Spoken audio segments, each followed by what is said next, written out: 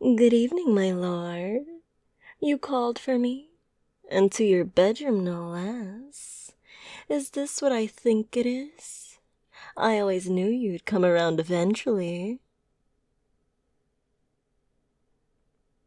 Oh, you just wanted to go over the schedule again. That's okay.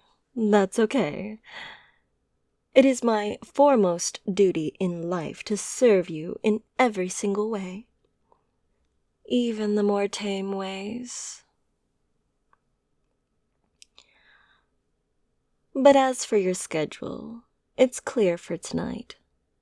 Unless you want me to change that.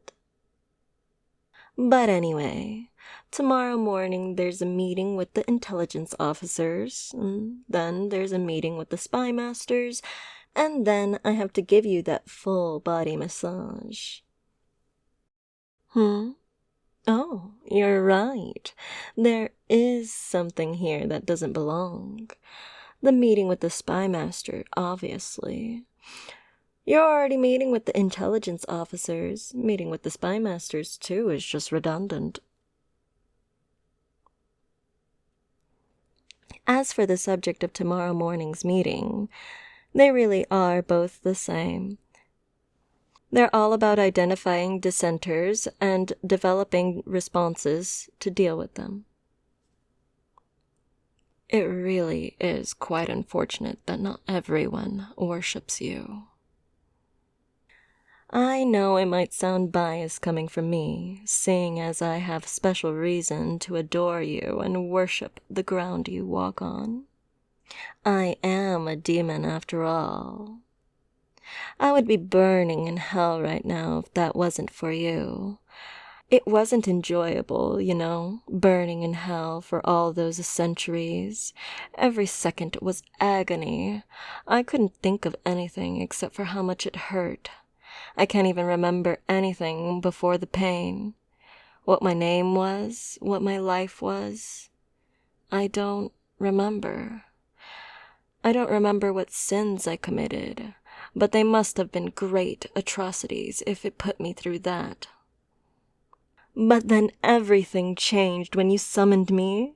You summoned me and made me yours, and then all the pain went away. You gave me a new purpose as your familiar, as your devoted servant. And you promised me you'd never let me go back. The least I can do is offer you my everything. And of course, giving you everything includes giving you the details from the spy masters and officers. They've already given me their summary reports, although I'm sure they won't accept that as a replacement for meeting with you. I can still give you a quick rundown, though. One popular suggestion for identifying and eliminating dissents is creating a supposedly anonymous avenue for people to complain about your rule. Of course, it will not be so anonymous, and any who dare to criticize your divine, perfect rule will, of course, be punished to the full extent of the law. How convenient, then, that you are the law. Although it is ultimately your call, my lord, the officers and spy masters were all unanimous in their recommendation that such blasphemers should be put to death. I struggled to find any flaw in their reasoning. Death is letting him off easy. You are God. And you're not just any god, but the god of the entire world. The rest of the world just doesn't realize it yet. But we, your faithful servants, shall educate them. If not through peaceful means, then by some other means. Every living thing in this world owes you worship. You are the God above all other gods, the highest and most perfect existence. If there is any good thing in this world, it is due to your graciousness. If there is any flaw, it is in spite of you. If anyone wishes to praise you, they should be doing so freely. And if anyone wishes to criticize you, they should shut their mouths. As I said, my lord, it is your decision whether you intend to authorize the executions of your critics. Personally, if anyone wronged you in such a way, I would insist upon immediate punishment. And, of course, any trials would be unnecessary. If you have sentenced them, then they are surely guilty. I myself would accept any punishment you had for me if I wronged you. Whether you pushed me off a cliff, left me to drown at sea, or put me in an Iron Maiden, it is only natural for me to accept any punishment you would wish to inflict upon me, as your word is law. In fact, I have often thought about you punishing me, usually while blushing, but that's besides the point. Please forgive my great insolence, my lord. I humbly ask you to educate this ignorant servant. What point am I missing? Of course, my lord. Very well. I shall inform the officers not to kill these particular blasphemers, until you choose to withdraw your mercy, of course. What a wise and sage god you are! Truly, your grand design is beyond reproach.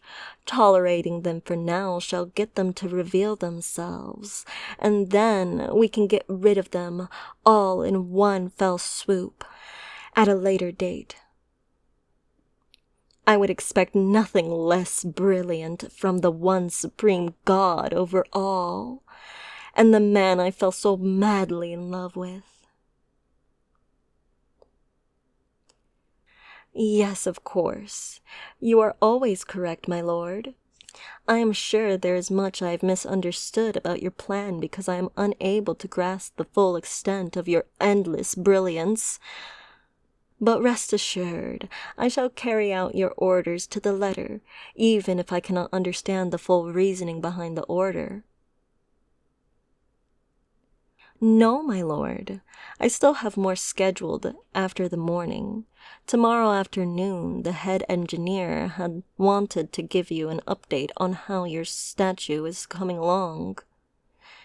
Even in its unfinished state, the statue is marvelous. Though not as marvelous as you, of course. Obviously, no mere statue can capture your perfection. But even a pale imitation of the astonishing sight of you is exciting. And not just in a normal way.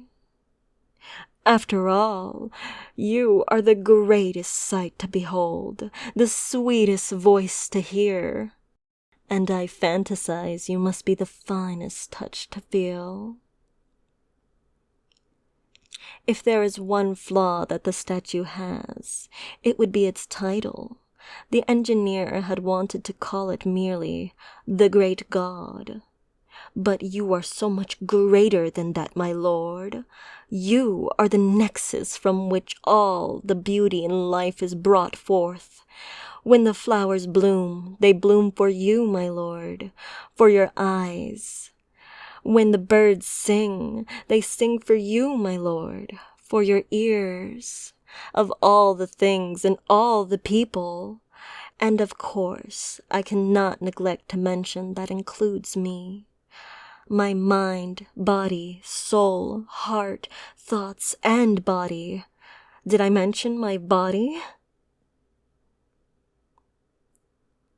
So I did, my lord. Back to the statue. When completed, it will stand 400 meters tall, making it by far the tallest statue in the world. And of course, if we find a taller statue out there in the world, we can always tear it down. Any who disrespect you in such a manner cannot be tolerated. Well, after that, there's just a quick meeting with the poets for the afternoon.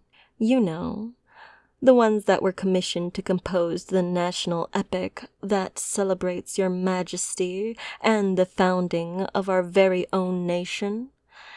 As of right now, the longest epic in the world is about 200,000 verses long. Of course we cannot be outdone. You deserve better, my lord. That is why I told the poets our epic must be at least 300,000 verses long. It is a grand undertaking, but no undertaking is too grand for you, my lord. I instructed them personally. Everything must be just right. For instance, the epic must show just how merciful you are, my lord. I have contributed a few such lines to it. For instance, 4 of them go like, the faithful prostrated, begging our God, let us serve. He was merciful and gave us more than we deserve, giving back to the slain, granting us ease where once there was pain. But that is not all, my lord. The epic must also show how powerful you are, for you are indeed a mighty and powerful God. I have had the privilege to also contribute a few such lines. I can recite some of them for you now. For years the ash would cover the sky, crops would not grow without light passing by, mothers wept in vain as they burned their sons. Then our Lord whispered to the ash, vanish, and it was done. What do you think, my lord? I think I might still have to tweak some of the syllables a bit, but the general concept is really good. To be honest, although many would think of it as work, it's fun and enjoyable for me to compose such lines for you, my lord. I would love to compose all 300,000 lines for you myself, if you would only give me the time. There is another way of worshipping you, and I love to worship you. I want to worship you in every single way, and I mean every single way. Please do let me know if you'll ever indulge me. My great apologies, my lord. I bow at your feet in atonement. Yes, of course. Breakfast will be scheduled tomorrow as well. There is no way I can let the morning go by without attending to your needs. Well, I suppose they're more like wants, since gods such as yourself don't need to eat or drink. I had merely thought that the meal was already implied in the schedule, but I should have stated it more clearly. Is there anything in particular you had wanted the chef to make? Our wealthy and powerful kingdom has prospered greatly under your enlightened rule. So there is no shortage of rare or luxurious foods that you can ask for. Ask for anything. I will make sure the chef makes it, even if I had to ask at knife point. So, what would you like to enjoy for breakfast? Dragon eggs? Hydra sushi? Dryad salad? Me? All right, maybe for dinner instead.